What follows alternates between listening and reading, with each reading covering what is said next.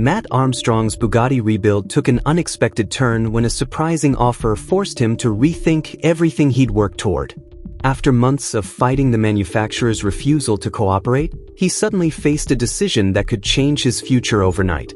Keep battling to finish a dream project, or walk away for a life-changing opportunity. At the center of this saga is something few car enthusiasts ever encounter: a luxury manufacturer closing its doors completely. When Armstrong and the car's owner sought parts for a severely damaged Chiron per Sport, Bugatti didn't just decline, they imposed a full blockade. The vehicle's chassis was reportedly blacklisted in Bugatti's system, preventing authorized dealers from selling parts for that specific car. Imagine owning one of the rarest hypercars on the planet, only to be locked out of the one place equipped to fix it. Bugatti's official repair quote initially came in near $1.7 million, staggering but not unreasonable given the car's rarity. When that was rejected, the figure reportedly dropped to $600,000, still far beyond what most would call reasonable. Bugatti's position never wavered: fix it their way, at their price, or not at all. For most owners, that would have ended the story. But Armstrong is far from typical. Known for taking on projects even professional mechanics won't touch, he pushed forward into an unprecedented independent repair effort. The stakes were enormous. This was a machine built to exceed 200 miles per hour, engineered around a carbon fiber monocoque chassis, where a single mistake could be catastrophic. Without factory support, Armstrong's team had to become inventors, sourcing alternative parts and improvising fabrication methods to solve problems with no textbook answer. This became a test of whether an ultra-exclusive hypercar could be restored outside its maker's control. Why shut a customer out so completely? The reasoning seems to go beyond cost. Bugatti's reputation rests on flawless performance and exclusivity, and unofficial repairs risk damaging not just one car, but the brand itself. To Armstrong, the blacklisting wasn't simply a financial obstacle. It was a statement of control, a sign the system was built to exclude anyone who stepped outside Bugatti's official network. With the car frozen in limbo, the rebuild became a symbol of a bigger question.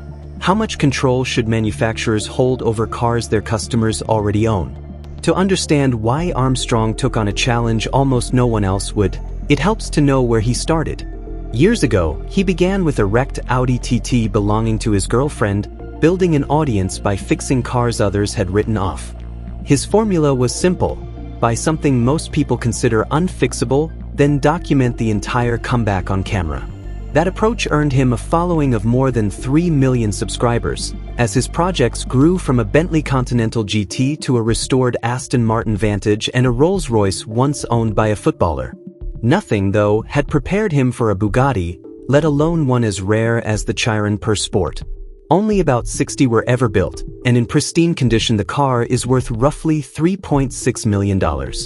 The one Armstrong took on wasn't just damaged, it was the wreck of a high-profile influencer's car, destroyed in a stunt gone wrong, crushed front end, deployed airbags, and repair estimates already running into the hundreds of thousands. Choosing to rebuild it was a bet, not just on mechanical skill, but on the idea that independent repair could succeed against corporate resistance. Armstrong skipped the easy route of an authorized dealership, staking his reputation on proving it could be done outside factory walls. Every episode became a question for his audience. Could a self-made creator succeed where the official channel had said no? That documentary-style transparency turned a mechanical project into a story about ownership and control in one of the most exclusive corners of the auto world. As Armstrong's commitment became clear, Bugatti didn't stay quiet. The standoff escalated from private emails into a rare, public confrontation. Mate Rimac, now leading Bugatti after merging his own company with the brand, addressed the situation directly on social media. His message was blunt. Some components inside a Bugatti are simply too complex for home fixes or improvised solutions, a direct response to Armstrong's team sharing workarounds and non-factory parts on camera. He also pushed back on repair figures circulating online, including some tied to Armstrong, calling much of it misleading. Alongside the criticism came a surprising offer, an invitation for Armstrong to bring the car to Bugatti's facility in Molsheim, France, for a proper factory inspection. Armstrong, visibly surprised Rimac was following his content that closely, ultimately turned it down. He wasn't willing to hand control of the story back to the manufacturer on their terms, at their price. That refusal added another layer to an already tense narrative. This had become as much a fight over who controls the story as it was about the car, playing out across social platforms in front of millions. Opinion online split sharply. Some praised Armstrong's persistence and his push for lower repair costs. Others warned he was underestimating the real safety risk. Bugatti's concerns weren't baseless. The carbon fiber monocoque is a non-negotiable structural element, and any compromise there could be life-threatening, which is why the manufacturer refuses to certify outside repairs.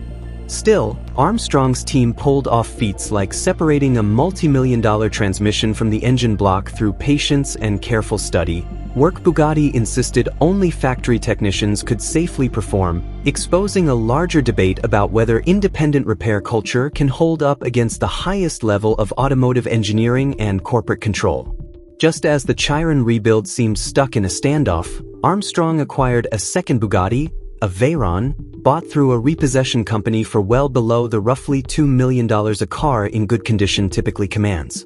This one came with its own problem. The diagnostic system showed no communication with the fuel pump control module, an issue that can cost hundreds of thousands of dollars given how heavily modern hypercars rely on manufacturer-specific electronics.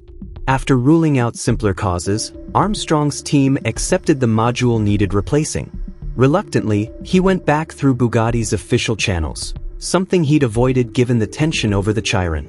After working through customer service and contacting showrooms in Paris and London, he learned the replacement part was in stock at Bugatti's Molsheim headquarters, priced just under $60,000, expensive, but nowhere near the figures tied to the Chiron. Armstrong put down a deposit, but was told the Veyron would need an authorized service center for installation, a 2-week process underscoring how much control Bugatti retains even over owners trying to do things the right way.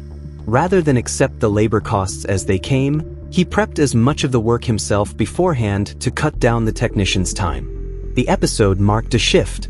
Armstrong was no longer just an outside critic. He was now navigating Bugatti's official system directly, learning firsthand how it worked and where its limits were, experience that gave him credibility few independent creators ever earn. As Armstrong's content reached beyond the automotive world, the landscape around him shifted fast. Reports surfaced of interest from major media players, including talk of a streaming deal reportedly worth around $30 million. The figures came mostly from unofficial sources, but the mere existence of the talks was enough to turn Armstrong from a skilled mechanic into a genuine media figure. That spotlight brought new pressure. Bugatti, already uneasy about his public criticism, reportedly grew concerned about what a partnership of that scale might mean for the brand.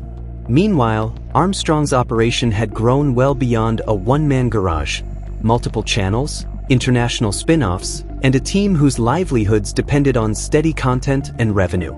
Any major decision now carried weight far beyond himself. Bigger platforms tend to want polished, predictable stories that play well with broad audiences and sponsors. Armstrong's project was the opposite, defined by setbacks, improvisation, and a very public feud with one of the world's most exclusive car brands. That mismatch meant any big offer likely came with conditions that could clash with the independence that built his following. The dilemma was real. Walk away with a life-changing payout and leave the rebuild unfinished, or see it through and risk losing the opportunity altogether. His audience was split. Some saw a potential deal as a well-earned breakthrough. Others worried it would cut short a project rewriting the rules of independent hypercar repair. The timing wasn't incidental either. The offers arrived just as Bugatti faced its own pressures, dealer lawsuits, questions about parts sharing within the Volkswagen Group, and growing scrutiny from Armstrong's very public critique. Armstrong now stands at a genuine turning point. After months rebuilding a heavily damaged Chiron per sport against long odds, he faces two paths. Bugatti has reportedly softened its stance, lowering repair estimates and easing some restrictions, while rumors of a major streaming deal suggest Armstrong himself has become as valuable as the project he's building. The decision goes beyond simply finishing a car.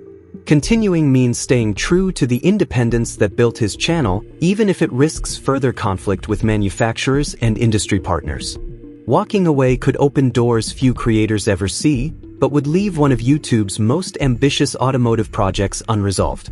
It isn't just his call, his team, his channels, and his audience all have a stake in the outcome. Whatever he decides, Armstrong has already reshaped the conversation around hypercar restoration, proving that persistence, creativity, and radical transparency can challenge assumptions the industry has held for decades.